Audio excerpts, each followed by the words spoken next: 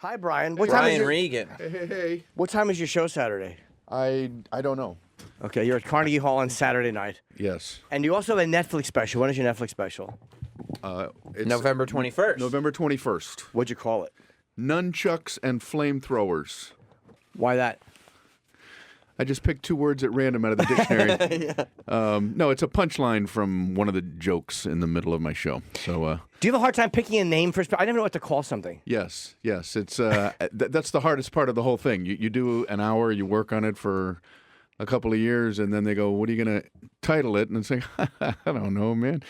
It's like when you go to a museum and you see this beautiful painting and it's just called Woman Walking. Yeah. Yeah. Like, I painted the whole goddamn thing. I'm not going to sit here and figure out what I'm going to name it. It's a woman. She's walking, you know? It's also like if you're naming it after your punchlines, like your previous specials, like people have their favorite jokes set out from those specials. Right. So it's like you have to figure out before anybody sees it which one is going to be that joke that people are going to be like, because otherwise they're like, why didn't you name it after that joke? I like the other one. Yeah, I don't like. I also don't like coming up with track titles. Do you have to do that when you come out with a? Yeah, I never. CD I've never enjoyed it. No, because sometimes you go with the most. Sometimes it's your first couple, you try to be funny and Right. and clever and get something that people go, oh, that's a great name. And then 4 specials in, it's Woman Walking. That's what you call it, just to get it done and name it. Yeah. I remember the first CD. I had to come up with track titles, and I was on a flight, and there was like a deadline, so I wrote down all these track titles, and this was before cell phones, and I got to some airport, and I had to get on a payphone and call the person who was going to put the track titles down. And I'm at a payphone with other people listening to me say, Monster Trucks, Donut Lady,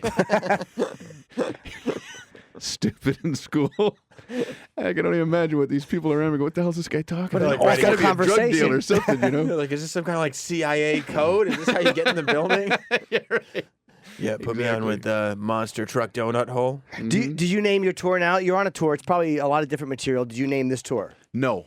When I first went out, when I first started playing like the larger places, I was told to put a title on the tour. So I did that for the first year and then the second year, but I don't like it because people think that hour of material is that title. You know, so I just go, Brian Regan, I'm performing, in concert. That's a better idea. I named mine just because they told me to, but I probably won't again until the special comes out. There's no reason to. You're right. Is the thinking that if you don't name it, people aren't going to realize it's a different show than the last time you were in town? I think they just like it for marketing reasons. There's some clever, cutesy title on there, and they could say such and such tour. But I cringe at it. I'd rather it's just if they don't want to come see me without some title, then I don't want them coming. I probably wish I had followed that suggestion because I had a hard time this time. I'm like, I just didn't want to. The idea of naming the tour before the special. It's like you just name the special. That's all. Yeah. Right. Yeah. Sometimes you just want to name it. What is the name of your tour? Kneeling Room Only. Wish I had Kneeling room only. It doesn't have anything. It doesn't have anything to do with the national anthem. No, it doesn't. Yeah, no. No, I'm not politicizing. It's not. It's not. No. Matter of fact, Jim was on that kneeling thing way before anybody in the NFL You bet I was. You bet I was. If you see a skirt with a little fella kneeling under it and a large hand on the back of the head, so a whole different connotation. You bet it is. So has your act He's changed at still all? singing the national anthem down there. It's really weird. I'm humming it. Has your act changed at all as you've gotten older at all? Because I've watched some of your older stuff recently, and it's like you're definitely a different guy now than you were 20 years ago. I try to evolve. I try to talk about things that interest me. I'm talking about Kim Jong-un and guns and things that would surprise people. But I also like to talk about just mundane stuff as well. So a little of everything. Is it hard for people to accept it from you? Like if you talk about other stuff, or they're cool with it? I think they might be a little. I don't know, but I can't worry about it. You know what I mean? Yeah. Do you take a stance, or you just say, is it just jokes? I try to be crafty. Like the gun stuff. I say that I'm in the middle on guns. And then I have this thing about how I go to big meetings for people in the middle on guns, and like I'm the only guy in the ballroom, because people are either one way or the other.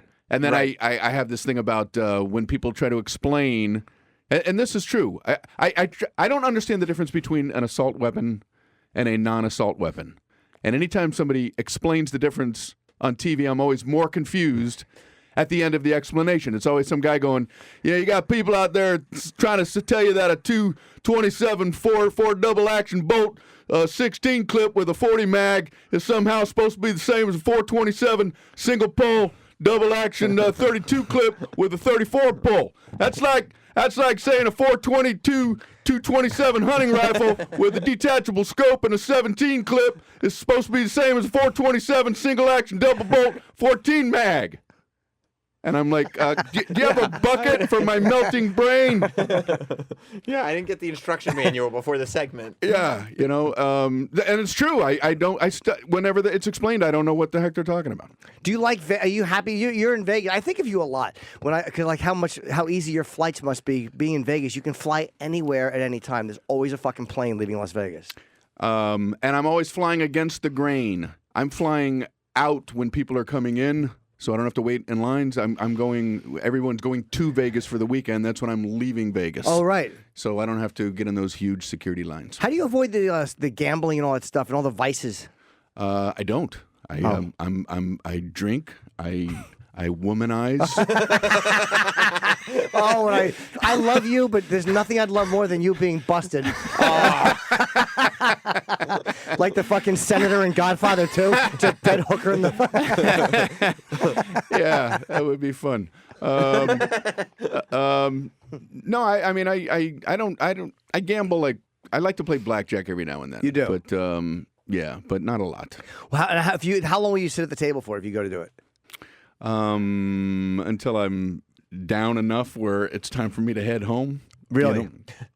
Yeah, I occasionally go into those high limit rooms, where you can act like a big shot. By the way, this is skirting very far away from the original statement of, every now and then I sit down at the blackjack table. Yeah, exactly. I like the high limit rooms, but once a month, I'll go in there. What are the high limit rooms? What's the limit on a high limit room? $100 a hand. And wait, $100 a hand is the limit on a high limit room? You can't bet less than that. Oh, I think you're saying. I think you're saying the high limit. Same thing. Yeah. Okay, I was like, wow, that's where are you fucking gambling? Somalia? It's the bottom. Okay. It's the bottom limit. That's the bottom. Okay, Yeah. And how many hands at a time will you play? Just one. Okay, Yeah. one at a time. All right. And but if I'm down like 1,000, then I just go home. I don't. I'm not going to hurt myself. 1,000 now because Brian's a humble guy. That means if he's down 10,000, Right. Brian's do the Regan math. Brian's Reaganomics. Brian's a humble guy. He's not going to come in and brag about the money he makes. But if he's down 10 G's, he's going to go. Everybody has like one moment where they're just like, you know what, screw it, let's get crazy. Well, is there an amount the most that you've spent on one hand that isn't typical? The most I've ever bet on a hand is $500. Is that right? Yeah. But that I will only do that if I'm up. Like if Right. I'm up like $700, then I'll risk it and put $500, and then I'll lose. Yeah, I really don't gamble that much. It's like every once in a while. Where were you raised? Miami, Florida. You were okay. Yes. Your parents living? My dad recently passed away. He passed away about 5 months ago. And Oh shit! Sorry, man. that's all right. He was 90, lived a good long life, and my mom is still around. She's 90. Was it expected or was it sudden when he died? I think when you're 90, it's You kind of always are waiting for it. Yeah, I guess so, right? Yeah. you just kind of wait for the phone call, Yeah, I guess that's Every that. time the phone rings, you're like, "Oh, I got to call the travel agent." Hello, because you got to travel. Yeah. That's right. Anytime my oldest brother would call, like over the last 5 years, I always thought that was like the call. You know did, what I right? mean? But That is the age where people stop asking cause of death. Right? They're like, he was 90, and they're like, nobody goes like, well, how did it That's happen? right. You go, he was 90. what's weird? I don't even know what is the technical.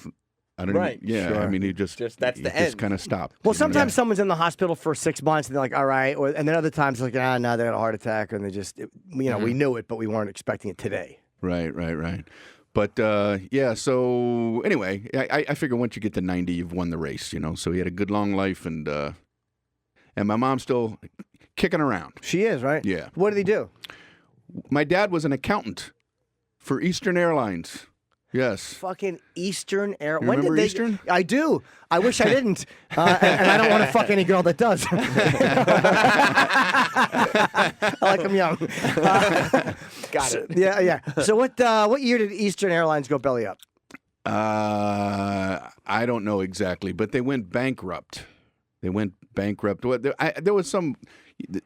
was a strike. The machinists were on strike or something like that, and then they finally just went bankrupt. It was a weird thing because, like, these people were on strike, and they wanted the higher ups wanted them to settle, and then the airline said, "We don't have any money. We're going bankrupt." And then all the people who were on strike started cheering and celebrating, and I found that weird. Why were they celebrating? I don't know. It's like, all right, we took the airline down, but okay, but everybody's out of a job. Yeah, now. that we were. Yeah, Our jobs were to not let that happen, right? Like, Celebrate for an hour, and then where are you going? Right. You know what I Yeah. mean? You're not going to work. yeah. So, You throw a party, and then the bill comes, and they're all looking around like, "Well, I don't have a job anymore. I'm not paying Yeah. for this." Was he out of work for a while or no? yeah. He started a business when he was done with Eastern Airlines, seal coating driveways in Miami, Florida. Now, why an older guy would want to be out in the hot sun Miami. seal coating driveways is beyond me. My brother Dennis? Yeah. My brother Dennis, he's a stand-up, but he worked with my dad for a while, and they were seal coating a parking lot in Miami, Florida, and they said this car pulled up with 4 guys in it. This is Miami, Florida now. And the guys honked the horn, and Dennis looked over, and these guys said, "What's the next state?" And they said, "What? What's the next state?" And Dennis goes, "Georgia." And they said, "Thanks." And they took off. What an odd. So weird. They must have committed some crime, and they thought if they crossed the state line, they'd be free or something. Or yeah, what are the state laws? But it's Okay, 7 Georgia, I hours think away. It's 7 hours away to Georgia. It doesn't depend on which way you're going. There is no other state going the other way. Right. Oh, it's I water. meant Panhandle to the left. Okay, yeah, it makes sense. You're going north. They're in Miami, Florida. That's so good. What's So the they next state? And it's like, then not said, for a "Which while. way? What's the next state?" Dennis goes, "Georgia." They said, "Which way?" So he pointed north, and they said, "Thanks," and took off. So That away. That's somebody still in the commission of a crime. That's not the crime is done. Something is still happening. Right. There's a lot of adrenaline coursing through the brain at that point. yeah, they didn't plan the getaway. And Brian's at Carnegie Hall. It's this Saturday, 8 o'clock. Yes. 8 So o'clock. if you want to catch Brian this Saturday, 8 o'clock. And if you can't make it out, then the Netflix special is November 21st, Nunchucks and Flamethrowers. I saw you too on Loudermilk. Ah, I saw the first few episodes of it, and it struck me as a very non-Brian Regan character. he says you're great in it. well, that's very Yeah. nice to hear. It's a Peter Farrelly directed series. Peter Farrelly and Bobby Mort created it. It's a 10-episode series on DirecTV's Audience Network. It's called Loudermilk, and it's about substance abuse. Right. And I play a guy recovering from substance abuse and womanizing. So No, have you because you haven't done a lot of stuff that's no. out of your kind of ballpark, out of character for you. The only other acting I had done was that Chris Rock Top 5 movie. I had Right. a tiny part in that, which was shot in right. these studios Right. here. A couple other people in this room have a little Yeah, cameo in that too. you're in there, right? Well, you know. So that was the only other thing I had done, and then I did this Loudermilk thing. It's 10 episodes, and it was kind of cool, man. Were you avoiding acting, or was it just not happening? No one wanted me to do anything. No, I wasn't. I was going to a lot of auditions, so I wasn't avoiding it. it's so weird. I wasn't getting anything. You've been so successful in stand-up for so long, though. Like you've been doing theaters for. You would think that people would be like, "Let's get this You guy have to a do some you have a shit." Carlin-like career though, which was so much, but a tremendously successful stand-up career. Right. We were doing huge theaters. You're making a great living. You're doing TV. Like as a stand-up, that you really can't get any higher. So the acting stuff is like fine, but you don't need it. Right. That's kind of, well, I mean, I appreciate that. That's kind of where it came to. I always thought I wanted to get on some acting thing to get to the point where I could play larger venues. And then when I was able to play the larger venues without doing it, it was like I didn't really need anything else, but I just like it for the fun of it now. You know? You do. Right, right. You enjoy it, and it's one of those things where I like it if the script is good or if I like it, but there's so much of it that you read, like, ugh, Yeah. just fucking terrible. Right. Did you read for this or they offer it to you? He just offered it to me. He saw me do stand-up. Jackie Flynn, another comedian, brought Peter Farrelly to watch me perform. I was at this I Love Lucy Comedy Festival in Jamestown, New York. Oh, of course, the I Love Lucy Comedy Wow. Festival. That's Jesus. Jamestown's I Love Lucy Comedy Festival. You know you made it when you're playing the I Love Lucy They Comedy wouldn't let me Festival. do that thing because I did the Carol Burnett boat tour. Right. I guess Lucille Ball is from near Jamestown, New York, so they have a comedy festival. It's actually a pretty cool festival. Anyway, so Peter Farrelly saw me perform there and said he was doing this series and asked if I wanted to be in it. And I was like, usually when people tell you things like that, they just walk. They Sure. walk that way, and you walk this way, and you never hear from them again. But he followed through. Don't you find there's less pressure with that too? Like if somebody already likes you and they go, no, I want you to do it. Like, oh, okay, cool. They know I can do it. I don't have to. They want me to be me. Yeah. So there's like yeah. less pressure associated with that. Exactly.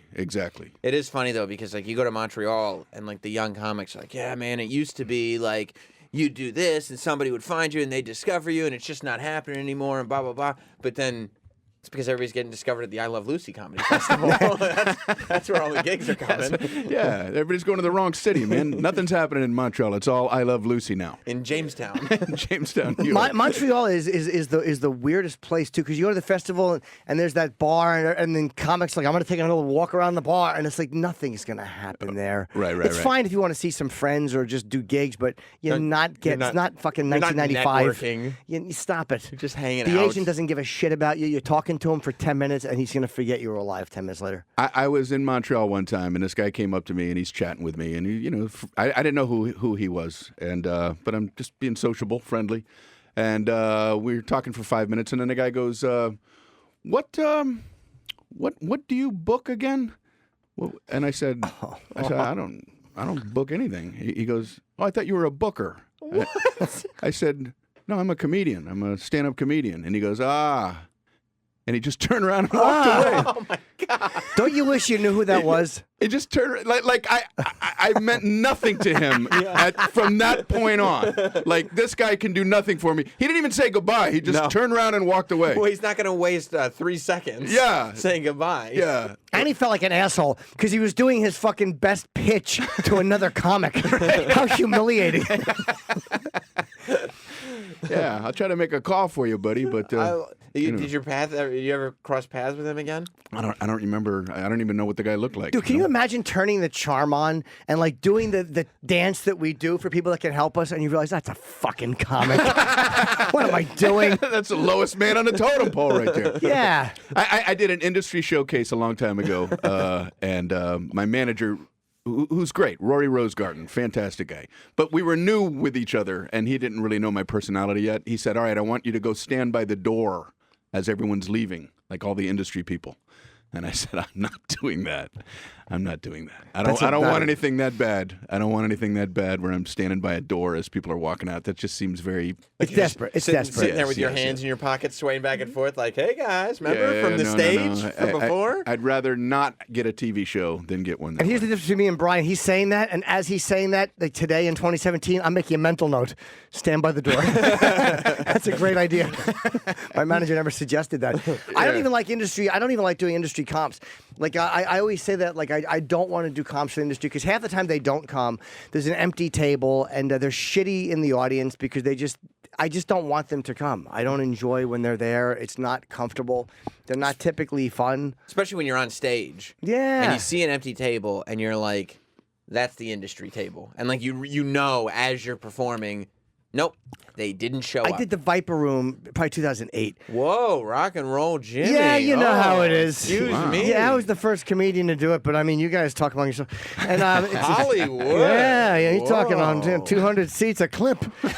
And but there was an empty table because it's so small, and I knew exactly the industry that never came. I knew the agent. I still remember his name, and I will still go nowhere near that agency because I fucking hate this guy so much for making a big deal about getting tickets. Like agents that ask for tickets and then don't even have the courtesy to say, "Look, I can't make it." It's an unforgivable, shitty thing to do. Yeah.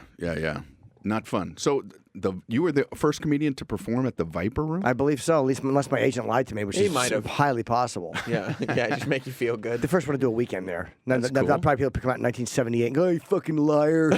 So Andy Kaufman did it. I'm like, all right, I didn't know. Something will pop up on the internet. First comedian ever to perform, not Jim Norton. Yeah, I'm a 37th one and the worst selling. Yeah. It was a bad weekend because a real comedian canceled. Some humiliating story that I never knew existed. The industry was there. That table was empty because you couldn't sell the tickets. Yeah, maybe that's what it was. maybe my agent just blamed somebody else and said that they didn't come. You ever fill in for somebody? I had to fill in for somebody one time at a show. I'm on stage. I was bombing. So I get off stage, and I'm like, what the hell just happened? And somebody came up to me and said, how come you didn't make us act like chickens and stuff? And I said, what? And they showed me the table tent. The guy I replaced was a comedy hypnotist, but they didn't tell the audience. So they thought that I was a hypnotist. They were probably just wondering, when is he going to stop doing these stupid jokes and bring us on stage? And, I'm here to be amazed. yeah, and do some goofy stuff. That's humiliating. Yeah, and that's annoying that they just didn't tell you. You could have addressed that in the first 2 minutes. I know. I could have said, hey, on your table tent it says comedy hypnotist. I'm not that. And Those people bought tickets specifically for a hypnotism show. They couldn't find a hypnotist to replace the guy. There's just the one comedy hypnotist. Yeah, well, people make big mistakes. Have you snapped at an audience at all in recent years? Because you're such an affable guy on stage and so funny, but there's got to be at least the occasional drunken dick, even at your show. Sure. Yeah. I mean, well, not so much in the theaters because people, they're paying for a ticket and other people don't. But the comedy club level, yeah, I would. I didn't do it a lot, but I snapped occasionally. Pre YouTube. Yeah. Right. Pre YouTube snap. So you're conscious of that though? Like you're like, nope, YouTube exists. I won't be, even if something happens, you're like, I'm not going to be doing anything that I don't want on the internet. Yeah, I mean, because that stuff can take your career down, you know what I mean? But I've gotten angry before. Yeah, it happens once in a while, and I guess especially if you're doing something out of character by being angry and yelling at people. Right. But I can't see. I mean, Brian, if you haven't seen, he's at town hall. I mean, I'm at town hall on Saturday, but it's after Brian, so you can go see him first. You see and then Jim really, pretend to flub that so he could plug his I own actually gig? did flub that. I was going to plug him because Carnegie's a bigger gig, and I'm surprised. If you're not sold out, you're probably very close to it. So if you want to see Brian at 8 o'clock, he's brilliant. And Thank you. It's literally the most universal comic I've ever seen. Comedians fucking shit on everyone. You're one of the only guys, you and Attell and maybe Colin are the only guys I've never heard comics shit on. Like your audience, the fucking bikers, black people, white people, old. It's the most universal audience any comedian has, I think. I appreciate it very much. And it's really, really funny, man. And Brian's a guy that other comedians watch, and it doesn't matter who you are, you'll enjoy him. So if you want to see him on Saturday night, and then if you really want to drop off after, like if you need sorbet after a brilliant show, come to Town Hall, and that will go. That's right. It's not all Brian Regan.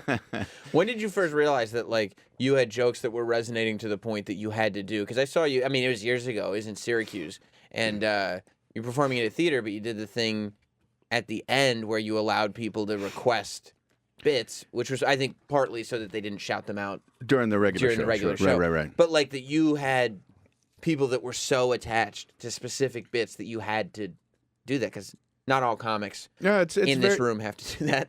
It's very flattering. It's very flattering, that's for sure. But I don't like it during the main part of my show because it's like probably like you, we want to do the most recent stuff, you know. Although I'm sure, Jim, like you have like Monster Rain and Chip Chipperson being shouted at you. People yell out Monster Rain a lot, and Chip Chipperson they'll yell, but I always say I'll do them at the end. If people don't yell, and then people are cool with that too because it's a stupid character. But if I do Chip early, it's just unfollowable, and they hate my guts. And you can't follow Chip? No. I want them to yell that at my show. Chip. They will. I just created a nightmare because I know somebody now is going to yell that. Brian is daring you to yell Chip stuff. So if anybody yells sock cucka or you piece of garbage, you've asked for it. Show us your pecker. Yeah. Oh, People are geez. literally now buying tickets to Carnegie Hall so that they can do They the can chip just thing. yell Yeah. chip thing. And how long is your show? What do you do, about an hour and 15, hour and a half? Yeah, I do. I don't know why I like 65 minutes. I don't know why I wrap my head around that. I like to do 65 That's great. minutes. An hour. And then I do an encore after that. What do you do in the encore? I never do encores. I'm so happy to get out of there with them clapping. I'm like, thank God. I'm not pushing my luck. Fucking beating it. You just run for the door. Dude, when they're clapping, I'm like, all right, nothing. You got nothing left. You would think that feeling would go away at some point. Dude, it's amazing. I walk off and I'm like, I'm so happy that they enjoy. I'm so afraid they're not going to enjoy it. What do you do in your Wow. encore? Do you do material or old stuff or just talk to them? It depends. I mean, I go out, and if they shout stuff out, then I'll try to do a couple of older bits. If they don't shout out, then I just have a couple of things I can go to. How long is your encore? 5-10 minutes. Okay, you yeah, just go out I there. don't do a long thing. And do it again. And it sounds it's such a stupid and fruity question. Are you comfortable at this point? I still have. There's moments where I walk out and I'm like, I'm completely confident and comfortable. And then there's other days where I'm like, I'm fucking a fraud and I'm nervous and I feel frightened. Like, do you still have that at all, or are you completely beyond that? No, I just had some pretty humbling experiences last Saturday. I was doing some guest spots at the Laugh Factory in Las Vegas, good comedy club. Sure. And I was supposed to be on Fallon this week, but Fallon's mother passed away, Yeah. all the shows this week are canceled. So I was just running my set in front of Really? audiences that didn't know anything about me, and ate it. Really? Yeah. It's very it's weird. Wait, were you just going on as a guest spot? Yeah. I was just doing the 5 minutes, the 5 minutes that was supposed to be. Who was headlining? It was like Cedric the Entertainer. Was it like not your audience, or was it? Michael Davis, a comedian juggler. Okay. He was the headliner, and he's gracious enough to let me do 5 minutes, and By the way, do you know how shitty it is as a headliner when like Brian Regan wants to go on? You're like, oh no, I'm finished. Yeah, but how much better do you feel when he eats it? When this is the one time? I would literally work Vegas for free to watch him bomb every night. it was so. I don't want to say like it's bizarre, like but it was weird for me, because usually I'm going on in front of people who are there to see me. So they know you, So right. they know me, and it's hard not to do at least okay. But if I'm going out to a room full of strangers who know nothing about me, I can be just as hit or miss as anybody else. Doesn't it make you like when there's those nights where you're like, all right, I'm sucking, but I know I can get out of it, and then you have those moments, whether it's running a set like that, where you're like, I can't get out of this. Like all the tricks I know, there's no way to pull out of this. I'm legitimately bombing and I'm just bombing. Right. And I can't pull out. And it's scary and it's also like amazing. You're like, oh yeah, that's why people are afraid of this. Yeah, That's what's yeah. scary. Because you forget after a while why people are scared to do stand-up. You're like, it's great, it's comfortable and it's fun. And then you're like, ugh. That's what it is. Yeah, I felt like I was hit by a train. I mean, I was literally like on stage, doing the, it's the song. Just not resonating with the people. I'm like, I hadn't had to go do that like in years, like just bombing jokes, And What was the opening joke? Do you remember? You walk out, you say hello. They're like, you have a special guest, Brian Regan. You say hello. Do you remember what your opening line was? Or how were you opening? Well, I do a thing about my dad recently passed away, you know what I mean? And then I do these jokes about his sense of humor. So what I did is I went out and I said, so my dad recently passed away. And then the opening joke is, hey, that's a great way to start a comedy show. And hopefully they laugh at that. Sure, and then sure. I go from there. Well, they didn't laugh there. Oh. I said, my dad recently passed away. And I said, that's a great way to start a comedy show. And they were looking at me like, no, it's not. Wow, It's that's not very a good way poor to start a comedy show. And then I said he had a great sense of humor, and they were looking at me like, we can't get past the fact that you just told us your dad died. Exactly, and now you are. Yeah, I'm dying. So when they don't laugh at that opening, do you know, like, this is going to go really poorly? If I don't have them there, I'm not going to be able to get them here. Definitely a red alert light went on. a red alert light went on in my head. Like, well, usually I'm riding it from that point. Yeah. And then I started going into the bits, and they just stared at me. It was. Did it feel like a long 5 minutes? Yeah. Yeah. Oh, yeah. And then you have to go back and see the other comic, and the other comedians all know you. You're Brian Regan, but then you have to walk off. And what are you saying to the other boy? That was. Are you? It's very humbling, because the other comedians know who I am. The audience, I don't think, had a clue who I was. Not that I care ego-wise, but it Just in helps terms of comedians. It helps a little, Yeah. sure. Yeah. Did you? So a week of that. Oh man, that's fun. But it's good for. Sorry to say, Well, that's it's what I was good for gonna you in a ask. way, though, isn't it? Like it's cleansing in a way. Like, yep, this can still happen. Like you're never totally beyond that. Correct. I think if comedy was foolproof, it would be boring. It would be boring if it was 100% guaranteed. Like, I don't think a bowler would a bowler want to know he could bowl a strike every time. I think it's better to earn it. You know what I mean? It feels better. So I don't know it's- why I'm using a bowling metaphor. That is pretty much what we do. I mean, we knock down the pins with laughter.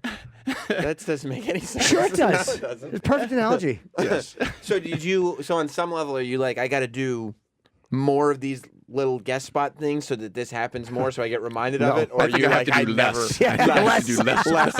of those because it's very crushing and humbling. So the idea of it being, it's actually, there is some good to it. You're like, but that doesn't mean I want to do it ever again. I wanted to close my set with, "What's the next state?" And then just And then run to and it. then run to the next state. Hey, when you're in an interview, when someone asks you, and I got asked this in an interview, someone says to you, "What makes you laugh?" Like, I'll sometimes mention comedians, but a lot of times, and I say this honestly, I'll say a comedian bombing makes me laugh. And it's not to be hip or but it literally just, I guess because you relate to it so much and you get it, and it's so different and so funny. But to watch a guy up there, especially a guy you know is good, just eating his dick, and you watch them trying to use the tricks that work, and none of those tricks are working. Right. It really makes me laugh to watch. It makes you feel good, not because you want to see somebody die, but it's comforting to know it can happen to any of us. You know what I mean? It is comforting to know. And I've seen every good comedian. I've seen Chappelle eat his dick, and Chris Rock will go on. Damon Wayans was legendary. He'd walk on and bomb for an hour, just talking and working through stuff. And you're like, that's why he's a great comic, because he doesn't care. Like, he cares about the material, but he's not afraid of getting stared at when he's working. And that's.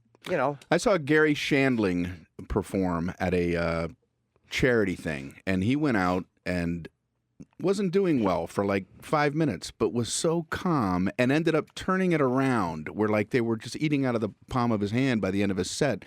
And I'm thinking, I don't have that kind of comfort. You know what I mean? I would be scrambling in my head and trying to fix things. So once the where he ship's was just, going down, you're going down with it. Like, there's no bringing it back up. I'm not good at that. Yeah. I'm not good at, whatever it starts out at, it kind of keeps going in that direction. Well, he was probably faking it. Like, if you asked Gary about that, he probably would have said the entire time I was thinking of pumping a bullet into my head. Like, the whole time he was probably like, "Oh, I suck. I'm fucking You're probably panicking. It's the whole thing. It's just the lie of acting like this is exactly how it's meant to be going. Yes. And of course, I'm not getting laughs, but I'm not expecting them at this moment. Right. Which is Go into complete the putting weird- on a show mode. What's that? Like, you're just completely putting on a show. It doesn't relate at all to what's going on in your head. You're just like, just put something out there. Make them believe something else. Well, yeah, I mean, that's correct. You go into performance mode. It's Yeah. like, okay, I do have certain tricks and things that I can do to make this look like this is what's supposed to be happening. But I wonder what that Laugh Factory audience thought. Like, I wonder if they thought, does he just talk for 5 minutes? Like, I know. Jesus. like is this his show? this He spoken just word? talks and no one laughs? We had a better time watching Michael Richards at the Laugh Factory. What was he doing up there? But it's one of those things. There's times where I'll be at the Comedy Cell and I'm just I'm doing terribly, or the new stuff is just not working, and then I'll start to get a couple of laughs, and I'll stay, like you said, you stay calm, and I'm like, you know what? In your head, you're like, okay, the material is doing nothing tonight. So what I'm working on is just the staying calm and fucking working through a bomb and turning it around. So I feel like I'm getting something out of it. Like I'm it's not a total loss. But I've actually said it to myself on stage. All right, do it. Make this a personality thing where you're just fucking walking through it and seeing if you can get them from a total bomb. Because otherwise, I'm just going to get frustrated and sabotage it. Get something out of it. Get something out of it. I mean, but I'm happy to hear it happens to you. I mean, Jesus Christ, if it happens to Regan, it can happen to any of us. You are. It made your day a little bit. Oh my God. Yeah. There's nothing I would love to see more. That's a really rare thing. That never happened in the theaters. No, of course not. You usually no. Right. No, because they have a ticket with your name on it. Right. They know who you are. You know what I mean? Do you work out by going on, like, would you actually write shit down, or you just go on and try an idea that you have? I have like bullet points of new things I want to hit, and I try to sandwich them in between stronger stuff and give it a shot. But that's one thing that's good about comedy is when it is going well, one bit that doesn't work is fine because you can just joke about it not working. Yeah, and you can acknowledge it. That's why acting is hard because you can't acknowledge. Right. Like, oh boy, I'm not believable. And the rest of the That's right. Like an airline pilot can't joke about messing up going, man, I did not see that mountain. Yeah, if you fuck up at your job. Yeah, but we can mess up at our job and joke about it, and people go, yeah, okay, that's funny, I guess. And you can kind of talk about it. Which do you ever do stuff like where you like because you make a good living? Do you ever do stuff where you're like, oh God, if my fans could see me bitching about this, like, and there are times where they'll call me out, and I'm like, they're right. You know what I mean? Like, I've bitched about. Sometimes I'm justified to bitch about the airlines because they're a service industry and they suck. But then guys who go, shut up, you fly everywhere in the country and and your life is good. Shut the fuck up. And then you're like, he has a point too. Like they're luxury problems. Some of the things, like I'm complaining that the hotel suite I'm in doesn't have feather pillows. Like I really am a douche. That's true.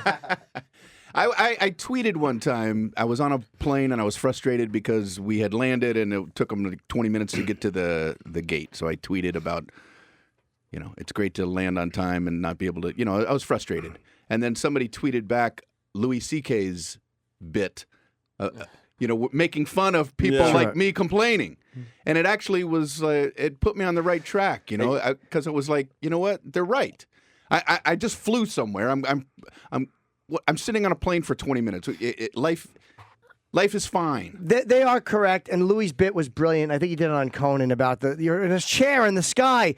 Right. However, when I was at LAX and they didn't have a gate ready and we had to pull off to the side of the tarmac and sit for 2 hours, they could have sent me all the Louis bits in the world. And I would have been I would have said, fuck him and his bit. 2 hours of sitting on the tarmac is inexcusable at a service. There is a point where the Louis bit is like, no, I'm right to be mad. And if we have the technology to put chairs in the sky, we should have the technology to be able to get out of the chairs once the plane is not in the sky anymore. I don't know why every one of those concourses doesn't have a gate that's just for unloading. The fact that you have to wait for a gate to open up before you can go in is ridiculous. If somebody lands on time, there should be some gate where at least everybody can just get off. Right. You know what I mean? Yeah, it doesn't have to be assigned to what it's just. Oh, do you mean like a spare gate? Spare gate that if a plane is there and on time and people need to make connections, you don't have to wait for this other plane to come out before you can pull in. An exit gate. Yeah. I forget how they do that though. It's all so expensive, and they have to fight hard for that space. And that that's why certain airports, like the one airline, will have all the great spots, and then like if the other airline is like in Terminal D, and you got to take a train to get to it. Yeah. I'm boring myself at this point. If it's any consolation, I apologize. A real serious fucking statement about airline policy. I should be fucking shot. Shut up, you fucking asshole. You did work your way around a question into thinking like, it's not just me, right? You hate airplanes too, right? No, but I mean, just the fact that I'm talking about terminal policy. Really, all kidding aside. Oh, fuck yourself, Jim. Who cares? You make a good point. Yeah. How many kids do you have? 2. You do? 18-year-old and a 14-year-old. Daughters or sons? A boy and a girl. Who's older? My son is older. Okay, now how He's are 18. you? How are you as a dad? I was going to ask you that before. Are you like, especially with the daughter and boys coming around now? Are you like a strict sit the guy down type of father? I beat them like at the beginning of each week, Right. for what they're going to do. Oh, so all right, Because I have like scheduling issues because I travel. Yeah. So I beat them on Mondays. Yeah. Because I know they're going to do something wrong. I know there's a lot of people out there going, he shouldn't be doing beating jokes. No, they're saying it's a great idea. What you're saying, it's very practical. They're admiring your. I just like that it's not you're ahead of the game. It's not like, I have to beat them on Monday for what they did over the weekend. Yeah. No. You have to stay ahead of this stuff. I'd like to think I'm a decent dad. I try to be. So who knows? Are you strict? I'm saying, are you more of a strict like, or are you kind of like, let them breathe a little, or do you? I'm not super strict. I remember putting my son in timeout when he was a kid because I'm certainly never going to lay a hand on my children, but putting him in timeout, and he looked over. He was like 2, and just gave me a look that was like, it just crushed me. And I went, get out of timeout. Oh, you couldn't do it. Get out of timeout. You're never going in timeout again. So you don't hit your kids either. Like that's No, the message no. has gotten out. Like, you know what I mean? You know, our father. Did your parents hit Don't you? hit your kids? But I'm saying, like, our generation, our parents hit us. I got soap in the mouth. I got hit. Did you get hit as a kid? My dad would slap our hand. He would say, "Put your hand out," and then he would take his watch off. We didn't want Dad to take his watch off. My dad had a bad hand. He was in an accident when he was younger, so he only had one good hand, and he had to take the watch off that good hand to slap us, and we had to put our hand out, and he would just slap it hard. But if you pulled your hand down, that would really get him riled, man. So you had to just stand there and take the slaps. Would it be for justifiable reasons? Yeah. But when you look back on it, it wasn't like horrible. It was just slapping you on the palm of your hand. You know? Yeah, and it's weird how that was so normal, and then parents now it's like, no, I don't hit at all. I guess it is kind of fucked. It is fucked up if you're out and you see somebody slap their kid. You're like, ugh. I had Shouldn't be laughing at this, but I had so watching kids get hit and watching comedians bomb. It's like That's what my two entertaining great day for joys. you. Until it's my turn to be funny, and then let's discuss the airline in a serious tone. You know, there are financial reasons why the gate situation. I went to Catholic school, and the nuns would hit us. And one day, I had a horrible sunburn, and I asked my mom to write a note asking my teacher, the nun, to not hit me that day because of my sunburn. And I don't know why the note wasn't, please don't ever hit my son. Right. No. Please don't hit my son today. Right. Because he's got a bad sunburn. Not until it starts to peel. Once it Yeah. starts to peel, all bets are off. Did she write the note? Yeah, my mom wrote the note. Please don't hit my son today because he's got a bad sunburn. I wish I kept that. Yeah, That's a great note. did Did they it work? listen? Yeah, did they? No. I was All right. at the board, and I couldn't solve a problem, which of course requires a beating. Corporal punishment. You know, so she was slapping me on the back. You know, you should know this answer, and then she remembered that she wasn't supposed to hit me. Oh no! Good to see you, Ralph. Yeah.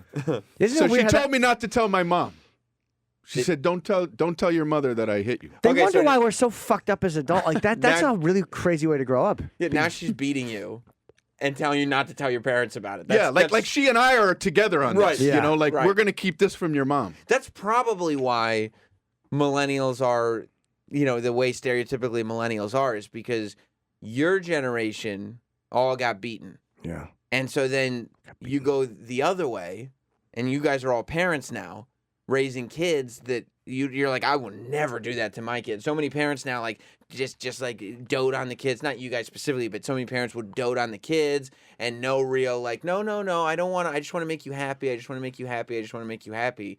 And now you've got a generation of adults or young adults that have these entitlement issues because they've always gotten what they wanted because their parents got beaten up. Does that make sense? It absolutely 100% makes sense. Like the pendulum went too far. Right. Yes. Exactly. Right. Swung too far in the other direction. So now we can only hope that to bring things back to the greatest generation that these millennials have kids and just kick the shit out of them. Or just do weird punishments, like light nipple torture. Yeah. I feel bad for kids that are being born today because the pendulum is starting to come back. Oh yeah. Do you have any weird quirks? Like, are you like an OCD guy, or do you have any odd little personality things? I have OCD. I suffer from OCD, You do. which I always think is a bit of a strong word. Yeah, I was You know, about to say, is it suffering? No, it's the people People- around you who suffer. Right. People in today's world say they suffer from things when 20 years ago they just dealt with them, you know? But I have a little bit of the OCD thing. How does it come out for you? Organizing things, you know. I think it helps with my comedy, but it hinders me in everyday life. What do you is this organize? like when you see this in front of me right now? Is it driving you nuts?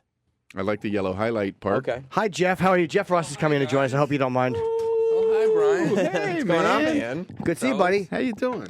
We were just talking about Brian's talking about OCD a little bit. What is it you organize? Everything. Like, is your house neat? Is everything like color coordinated, or how do you do your stuff? Because I grew up in a big family when Oh my gosh. where it was completely chaotic. It was when I went to college that I realized I could start organizing things without somebody else messing it up. And I would like organize my closet, like the jackets were on the right, and then the long sleeve shirts, and then the short sleeve shirts, and then the t-shirts. Do you ever try not doing it? Yeah, but it's not comfortable. It just feels like something's wrong, right? It's like I got to get it all organized. I've seen you preparing for your act years and years and years ago, and everything is really organized. Todd Barry and I just found our way into your hotel room in Princeton once, and there was like whiteout and pencils and color-coded pencils and all this paper, and I was like, oh, okay, well, this is how you get great. It's a job for Sure, him. it's mental illness. Do you do that? Do you color coordinate? Like now, like when you're writing stuff out, is there a system you have? To me, it's like impossible to completely organize it, but it's a constant quest. Yeah. I like to keep, but I do think it helps with the comedy because It's like you're organizing words, you're organizing bits, you're organizing everything, so it helps with that. But, Does it drive the wife nuts? No longer married. Oh, you're not. Did I know that or no? I So guess I yes, didn't. it drove her nuts. Yeah, absolutely. Must have helped with the paperwork though on the way out. So, What about your kids? Like, does that mean like you insist on they being super organized? No. I would never put that on them. how long have you been divorced? I'm trying to think if I knew this or not. 6 years. Yeah, it's been a while. Okay, then maybe I Yeah. did know and just didn't remember. Okay. 6 years. Are you dating now or no? If there are any hot broads out there, He is womanizing. We've already learned That's this. right. Yeah. Is it one of those things when you get? Because I never got married. After you're married for a while, but you're an established guy. You still look really good. You're not like you're fucking. Are you flirting? Thank you. No, I'm complimenting a friend. Okay, it You just had came across as flirting. Yeah, your arms look good. You got a great body. That's flirting. But do you now like try after a show? Like, hey, now I can start doing this, which I haven't done in a long time. Where you start trying to meet somebody, or are you on the dating apps, or no? No, I don't do the apps, but it would be nice to hook up with somebody and ride the rest of this life out. How about this? If there's any women out there and you want a handsome, really funny guy who is quite financially established, don't be a dope. Try to pick him off after Carnegie Hall Yeah. this Saturday night. Yeah, that's a good way to sell some tickets. But because I'm OCD, line up alphabetically. Yes. In order of ethnicity. He likes color coordination. Color coding. Yeah, organize. Yeah. All right. Anyway. How about you, Jeff? Are you single or no? Single, yeah. How long? It's been a couple years now. Do you liking it or no? I mean, it's the longest I've ever been single, so I guess it's all still pretty new. Why are you? I'm meaning not like why did you break up, but why are you not trying, or you just? I'm always trying. I just haven't found the right person. Oh, It's okay. hard. Have you been going out like on dates? Sure. All the time. What happens? They're fun, usually fun. Try hard. I'm a good boyfriend when I find somebody. Somebody sent me a picture of you recently. I forgot about this. It was from a dating app, and they go, "My friend wants to know if this is Jeff," and I wrote back and I go, "Yes, it's him." So I'll show it to you, and we make sure it's actually you. Okay, that'd be good. Yeah, I hope it's Could not. be a fake account. Was Was it on JDate? It was not. No, it was not. JDate's it's like Jewish Tinder where you swipe in the opposite direction. It's in Hebrew. I didn't get that. No, Try I it. don't. Have you ever been on JDate before? I have not. No. Have you heard of it? I have. Yeah. I joined a black people dating site once because I wanted to date. I haven't dated a black girl in so many years. I was like, I want to date a black girl. I would love to. It didn't pan out. That's a shocker.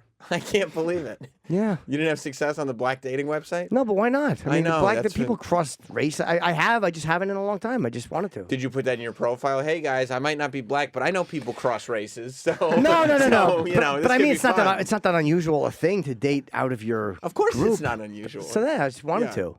But I don't joined. think that people going to a black dating website are probably looking to date interracially. You're probably correct. Because why would they go to a black dating That was what my website? experience showed. Yeah. My So experience there's showed like you were right. 500 pictures on there, and you're the only white guy. Yep. Yeah, that's why would a woman go to a black dating website to find Jim? That's a correct Okay, guess. okay, so you got there already. And they did not. Okay, all right. Oh, there it is. JDate.